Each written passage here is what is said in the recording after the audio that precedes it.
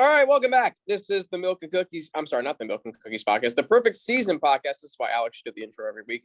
What's today's date? Wednesday, October 6th, 2022. Today's 5th? the 5th. Okay, whatever. All right. The 5th of October. I'm Frankie, and I don't know what day it is or what day of the week it is. Anthony is joining us. Alex Sardinas, who now is a fan of a 3-1 team as opposed to being a fan of a team 4-0. Thanks to this team and this quarterback beating the Miami Dolphins last Thursday night. But that's not the big story from week 4. To me, and I'm going to take another shot here at Anthony, the big story is Kansas City going into Tampa Bay against the previously best defense in the NFL. You know, Frankie, I'm glad that you're bringing that up. And putting up a 40-burger. I knew we were going to lose that game from the way it started. I'll tell you that point blank. I still never forget, man. Last week you were pretty adamant. Tampa Bay, best defense in the league, averaging 19 We got points the Falcons. We have the Falcons this week, so you know we got the Falcons. Don't worry, Anthony. I think you have to emerge from that game Sunday night. That was painful. That was feeling painful good. Night.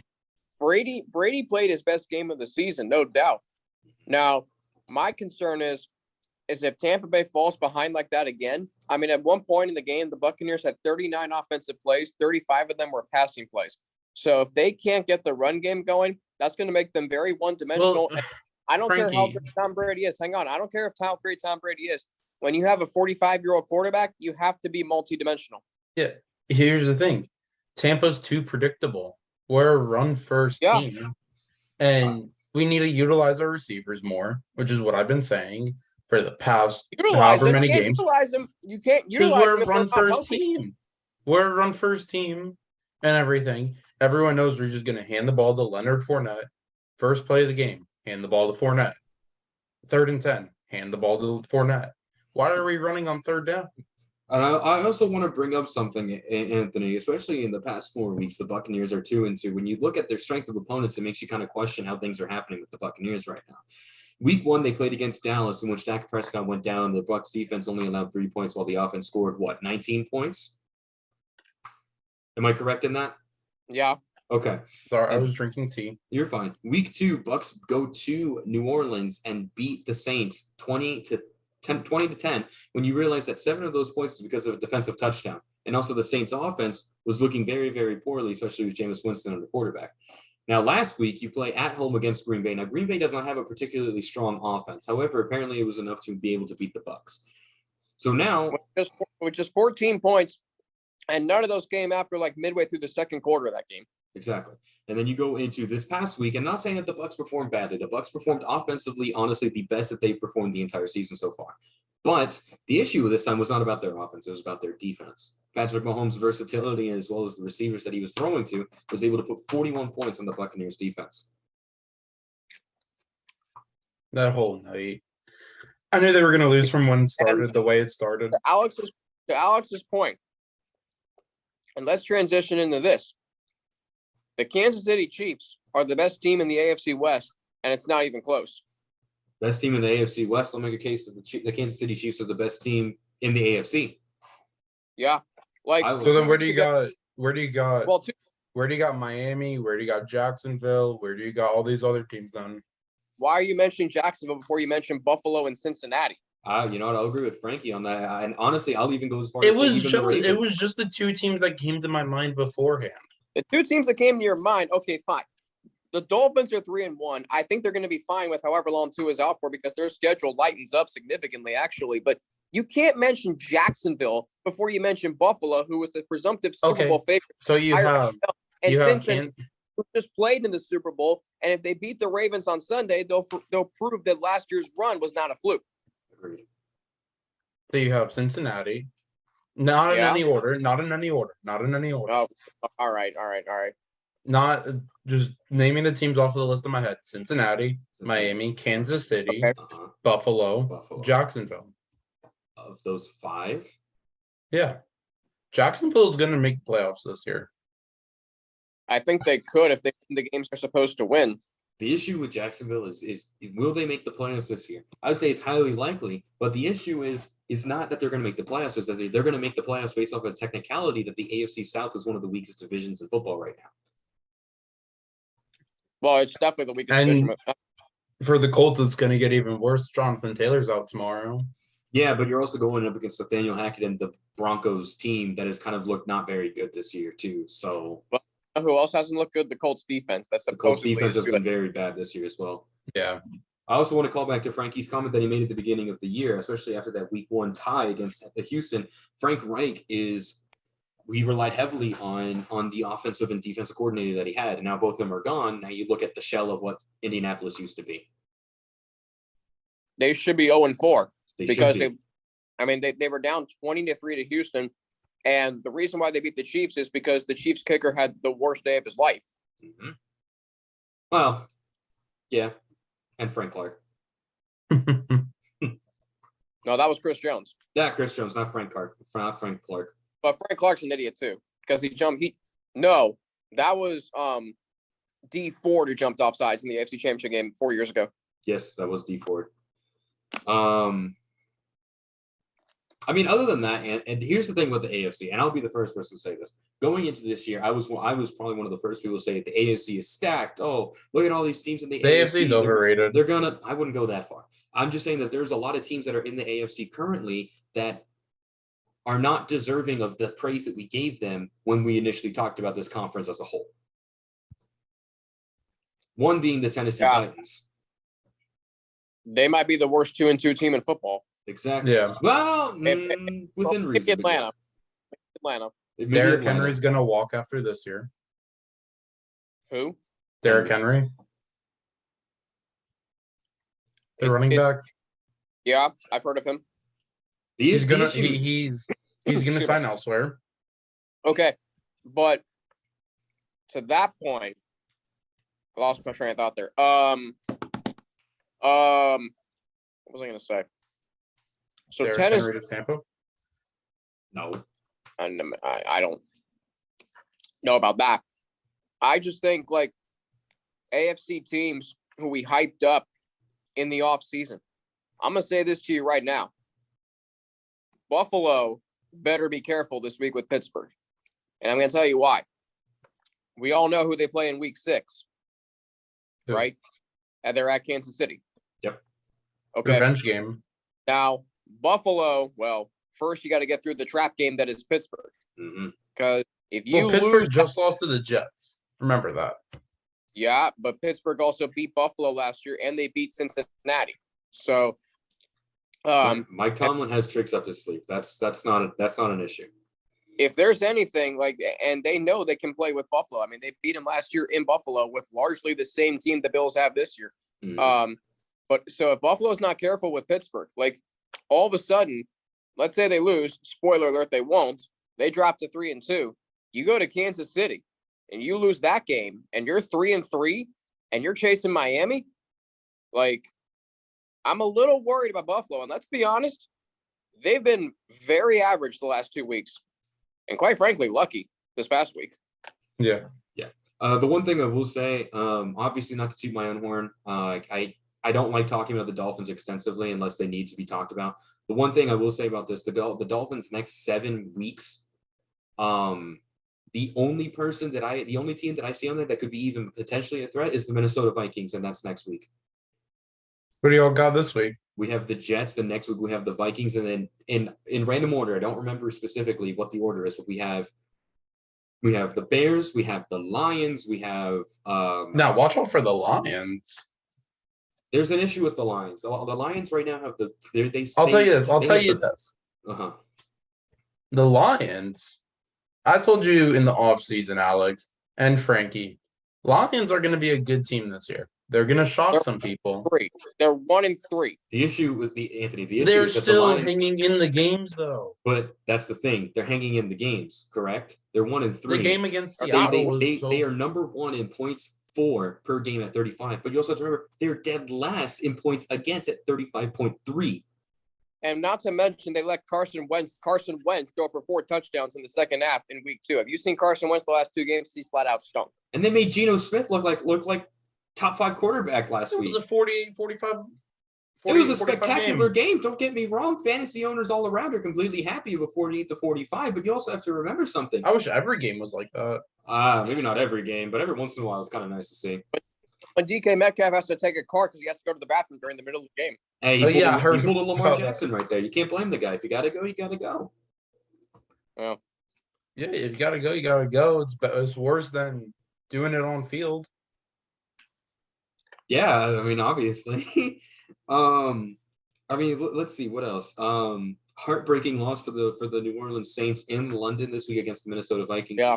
61 Double doink. yard, Terrible. 60 Terrible. 61-yard attempt. That was a double doink. And honestly, if you ask me, with the NFL rules, isn't the rule is that if any part of the ball goes past the field goal line, that it technically counts? I was at work, so I didn't see the game, but I heard it was a double doink. It was a double doink, but the issue is that part of the ball did pass the field goal line itself. So the rule says that the ball has to clear it, or does a part of the ball have to pass it? Because I remember a couple years ago, there was a whole issue about that. I never thought about that. So my issue is this. I'm not saying that the Saints would have won that game, but in my opinion, that game should have gone to overtime. Will Lutz kicking a 61-yarder, the ball did pass the field goal. So technically, probably good didn't go to overtime because it was Kirk Cousins versus Andy Dalton, and both of those guys are veterans and knowing how to tie football games. yeah, it's true. Don't get me wrong, but I'm just saying, like the game in London that goes into overtime off of a 61-yarder, that is a controversial 61-yarder, could have made for an interesting storyline. How many games did Andy Dalton tie in his career? I think 2. I mean, probably. I'm not too sure. It was all good because the Saints lost. Well, yeah. Hey, the Raiders got their first win. We're Raiders not got- winless anymore. and all It of a was sudden, it was a sloppy win. I will say that. well, every but- game featuring Denver this year is going to be that way. Here's my thing. Okay, Denver's terrible. like Monday Night Football this week, Raiders Chiefs. That's all of a sudden got some juice to it, right? Why do you say it's got a juice? Well, because if the Raiders had lost last week and were 0-4, they probably would have gotten their doors blown off by Kansas City. But I mean, now it's the Raiders have a win. If they win against Kansas City, all of a sudden that division race becomes a little bit closer. And Denver's not a runaway team in this division. The Chargers certainly aren't either. So really, to me, it's like, this week in the AFC West, I think we're going to find out who that second best team is. Is it Denver, who's 2-2, but have the two worst? It's not the Chargers, I'll tell you that. Honestly, Anthony, right now, to me, it's still the Chargers. Chargers are overhyped. They're overhyped. I mean, they did take care of business at Houston, but I mean, they weren't that great defensively. And now then again, you're without Joey Bosa and you're without several key members of that team. And Rashawn Slater. Yeah, but between Denver, yeah, that's what I was saying, key pieces. Between Denver, Los Angeles, and Las Vegas, I mean, name the team with the best quarterback. Spoiler alert, it's Los Angeles. Justin Herbert playing with broken ribs. He still played better than most quarterbacks in the league did last week. Yeah, he had a very solid outing against the Texans. I'll give you that. For our next episode, for the predictions, are we doing over-unders? No. What? It's fun. It's going to take too much time. But here's the other thing that I want to introduce also about the Raiders. What was the final score of the Broncos-Raiders game? Was it 26-32? Yeah. For some reason, I'm thinking 26-32. I'm not sure if that was the final score, but was it around that point? Something like that. I'll look it up right now. Yeah, do me a favor, confirm that for me. But It was hold. I'm holding. 32-23. Oh, okay, so 32. that's close. So 23. So not close here's the enough. main issue that I have right now, especially big question mark is this Denver Broncos offense so far this season, putting up 16 against Seattle, 11 against San Francisco. I couldn't even tell you what they did week 2 or even who they played against. They played against Houston. And they played put up against- 16. They struggled against Houston. But that's the other thing, Anthony. You put up 23 on the Raiders. It's the Raiders, Alex. I understand What do you that. expect? I'm expecting a little bit differently from the Raiders, especially because at the beginning, I was making a case that the Raiders were arguably the second best team in the AFC West. They'll turn it around. Some people had the Raiders win the division. I mean, they can. I mean, here's a golden opportunity. It's still and it's anyone's division. If you beat Kansas City on Monday night, you're right back in the race. You're 2-3. Here's my issue with the Raiders right now. They're currently sitting at 1-3. If they lose to Kansas City going 1-4, that means that they're 1-2 in divisional games. Honestly, you're 1-4 right now in the AFC, especially in the West right now with how the Chiefs have been doing. I don't have the Raiders winning the division. Maybe not even making a playoff spot. You can make a case for second place. When you think about the AFC, okay, when you think about the AFC, it's a large middle. Like you've got 3 teams in the North who are 2-2. You've got the Titans at 2-2. You've got the Jaguars at 2-2. You've got in the West, you've got Denver and the Chargers at 2-2. And then you go, what's the other division? The AFC East, you've got the Jets all of a sudden 2-2. The Bills and Dolphins both 3-1. I mean, heck, New England almost beat Green Bay last week. So with Bailey Zappa. Tom Brady 2.0 coming to power in Lambeau Field. It's a little worrying. By the way, did you hear who's that corner? Jackson Jones, who had that interception against pick 6 against Aaron Rodgers. And he said that it was disrespectful of Rodgers to throw an out route on him. Who the hell does he think he is? Okay, Frankie, I got a question. Well, hold on. A rookie corner is saying that about Aaron Rodgers. Who the hell does he think he is? An unproven rookie corner against arguably one of, not saying he's the best, but a very highly sought after quarterback ever to play in the league. Aaron Rodgers, a 15-year veteran, and you're doing that. Exactly. Unreal. Man's ego is good. I love the confidence. Okay, so you know how Sauce Gardner never gave up a touchdown in college football. Yeah.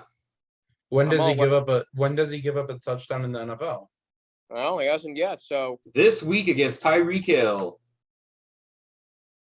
Yeah, that's a tough matchup there. I agree with you on that one, Alex. The only difference is it's Teddy Bridgewater throwing, but the other thing you have to realize is Teddy Bridgewater last year went 3-0 with the Broncos. But I was also a very big critic of the Broncos last year, so I can't really use that stat line.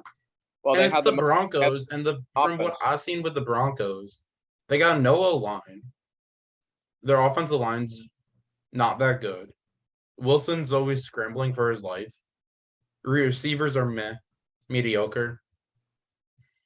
So it's going to be an interesting game. Now they lost one of their running backs for the season, Javonte Williams. And you have to rely on Butterfingers Melvin Gordon to run the ball. So it's the offense is falling apart. And those are issues you can't really blame Nathaniel Hackett for. You can't blame injuries on a head coach. No. So I'm going to give you this hot take. The Rams are having a bigger Super Bowl hangover than the Bengals. I would have to agree. I 100% agree. The Rams suck right now. Rams are terrible. They have no offensive identity. Their defense is getting run over. I mean, their defense looked out of sorts on Monday night against the 49ers. And I just think about this, guys. Are we back to reality and Matthew Stafford is just a mediocre quarterback? The issue is when you think about the two teams that played in the Super Bowl last year, you had the 13-4 LA Rams compared to the 10-7 Bengals. Now, obviously, you're going to anticipate the team that's 13-4 to perform better in the next season. However, the Bengals, despite being 2-2, have kept their games close, and they've been entertaining to say the least. The issue with the Rams is when you play, was it away? It was away in San Francisco, and you lose 20-9. Your quarterback currently, I think Matthew Stafford is throwing the most amount of picks in the league right now. Shocker. That's sad. Which wouldn't, honestly, with how he's been playing this year, doesn't surprise me. You have one fantastic, utterly fantastic, top number 1 wide receiver in the entire league in Cooper Kupp, that you're still managing to give him the ball. But you have what? What was Cooper Kupp's stat line? Monday night? Not that good. 14 catches for 122 yards and no touchdowns. Monday night.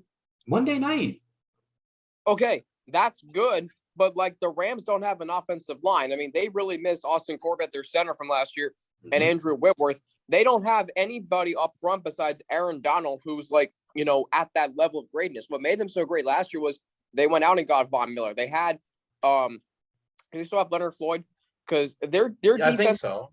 Okay, but Leonard Floyd was on the Bears.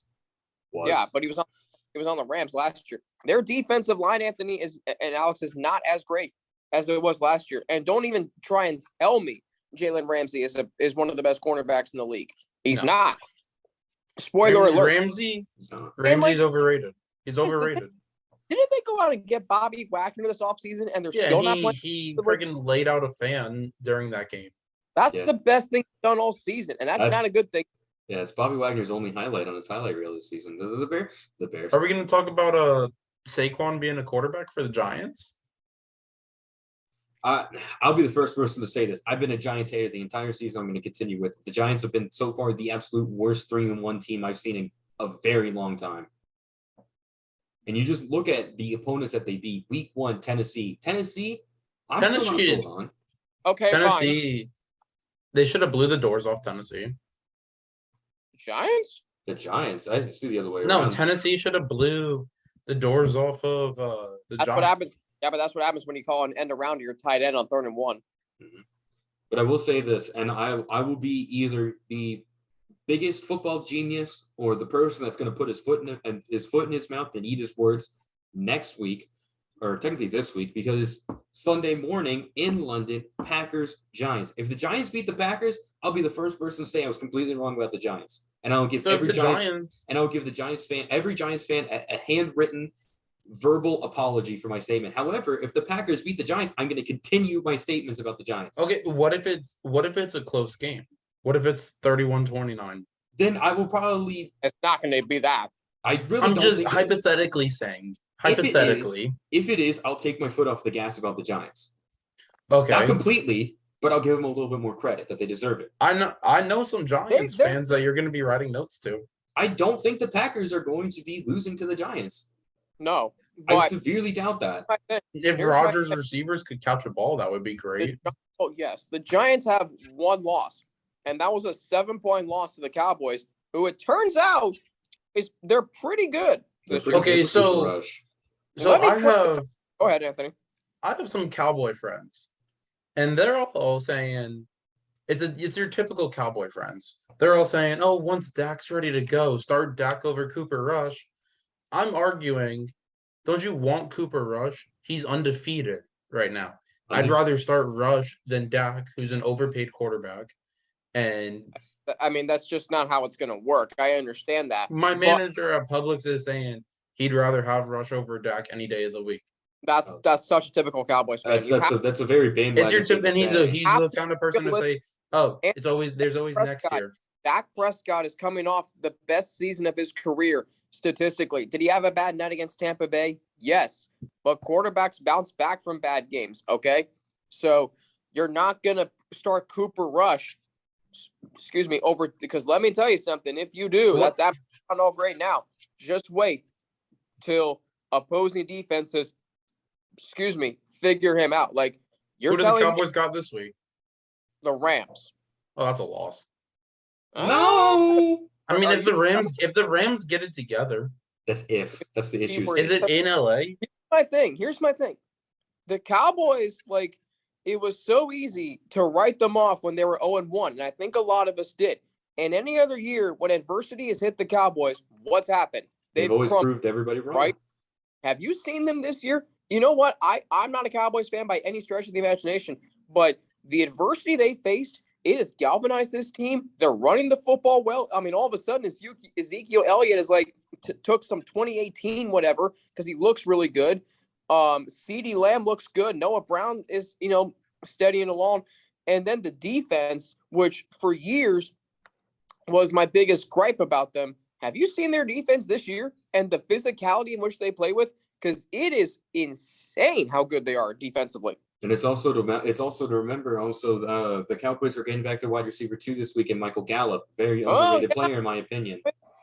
It's just something else to add on. And here's my thing, and I'll be the first person to say this. I think usually between the weeks 4 to week 6 is when you can really tell how a team is going to be performing for the rest of the year. And this is my exact thing. This is a great game, a great matchup that's going to be happening Sunday, late afternoon. You have the Dallas Cowboys at the Rams. If the Cowboys manage to beat the Rams, Well, congratulations. The Cowboys are still in a great position to win the NFC East and a great Yes. position to win They're a playoff not spot. winning the division. I'm saying if, Anthony. And here's the other thing. If the Rams lose that game, congratulations. I have the Rams missing the playoffs completely at this point.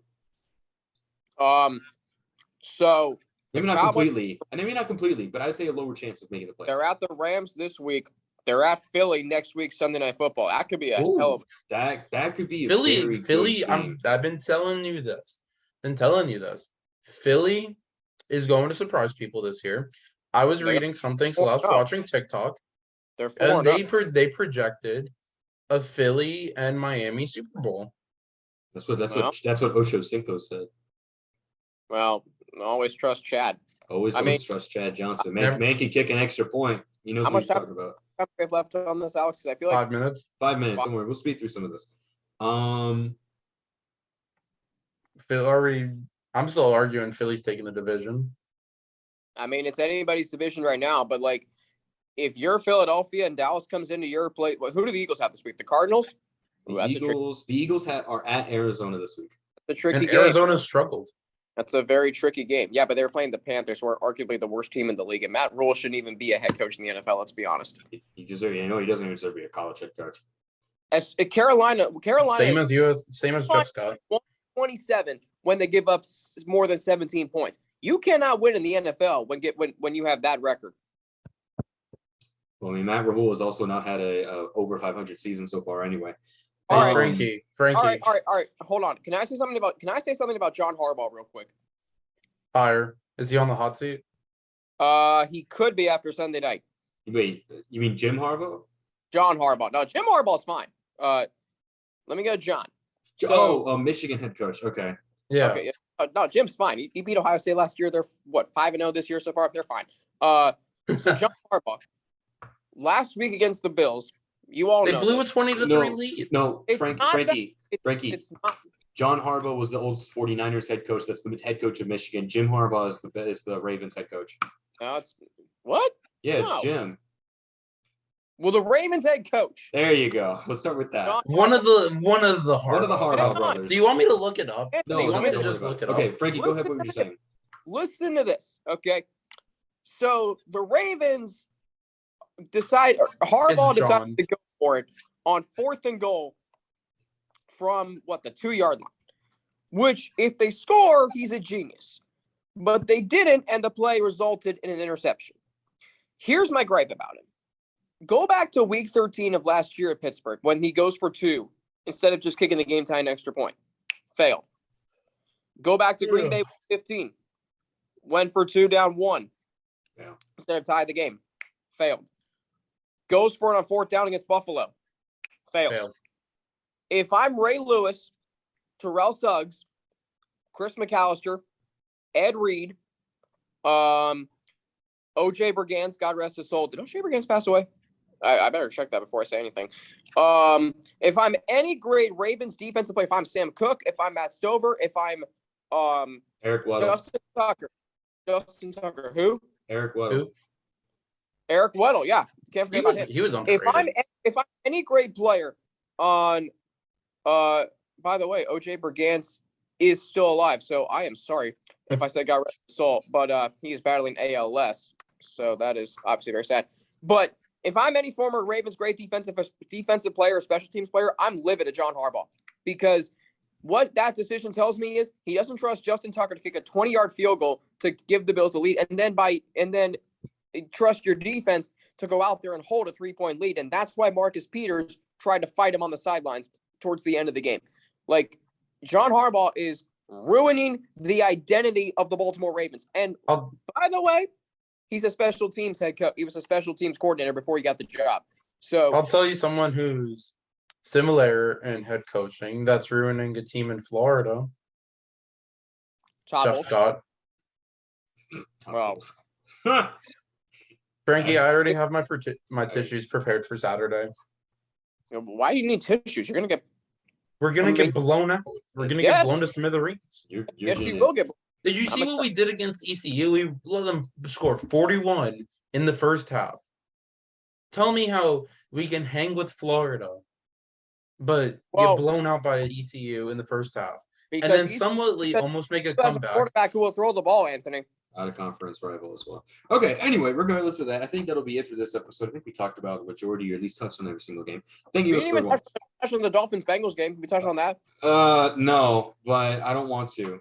So I'll give credit to Teddy though, Alex. I did like the way he played. if Teddy Bridgewater didn't throw that pick, I think that game would have been a little bit closer than it should have been. But Yeah, because so I'm at the game, as you know, and I say to my mom, who's standing right next to me, I say, if Teddy Bridgewater drives down the field and gives the Dolphins the lead, thankfully for me, Von Bell with a huge pick. He had 2 picks that night. Yeah, what did you think of that game? What did I? Yeah, obviously you saw Tua go down. I feel bad for Tua. I really did. Interesting. The stadium was dead quiet when he went down. I'm gonna be honest. That's one of the best environments I've ever been in as a Bengals fan. And the way the organization has completely redone game day with the Who Dey chant at kickoff led by former Bengal players, and then the game day experience, from the light show when they run out of the tunnel, and obviously the white helmets, which Alex, I want your opinion on because they play the Dolphins. I'm not gonna lie, man. You can't hate them. They're nice. They're nice. They are really nice. The color rush uniforms, I wish they would wear these jerseys instead of them. But look, fun night. I give the Dolphins a lot of credit for hanging in that game when they were faced with extreme circumstances. Great job by the Bengals defense on Jalen Waddle. Definitely a huge momentum swinger, Alex. When Tyreek Hill holding that 65-yard catch, the Dolphins have to get 7 points there, right? They let the Bengals hold them on that goal line stand. And then the game-changing play was that trick play we ran, 3rd and 11, Tyler Boyd passed to Jamar Chase. Yep. And it just felt like the Bengals from that point on made all the plays. And the Dolphins were fighting that last drive, and Teddy Bridgewater is driving them down the field. But great defensive effort by the Bengals. Offense still a work in progress. Miami, I wouldn't be too worried. You got the Jets this week. Although the Jets are... Here's my case about the Dolphins and the Bengals game.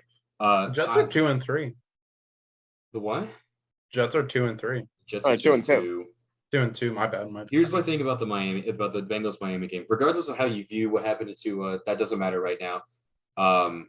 I'm happy that he's okay. I'm actually very happy that he's not scheduled to play in the Jets game. Man deserves a break. The man. If I can put my 2 cents in, the man didn't deserve to play in Thursday's game. Exactly.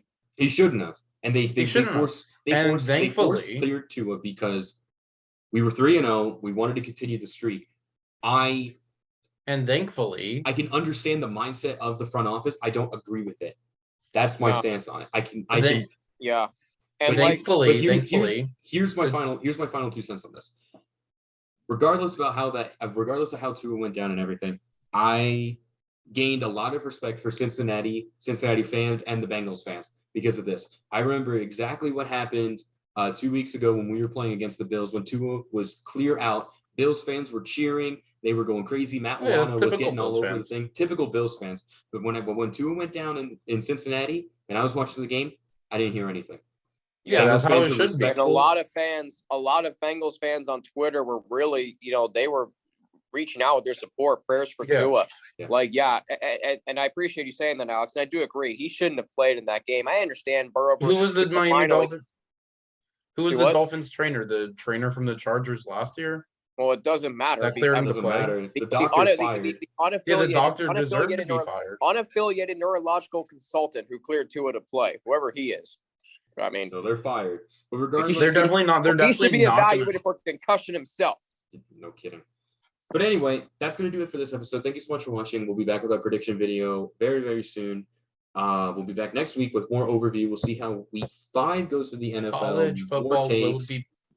College football episode will be back next week. Or potentially this week. Just got to work some things out. Don't worry. It will be back. And we will see you guys real soon.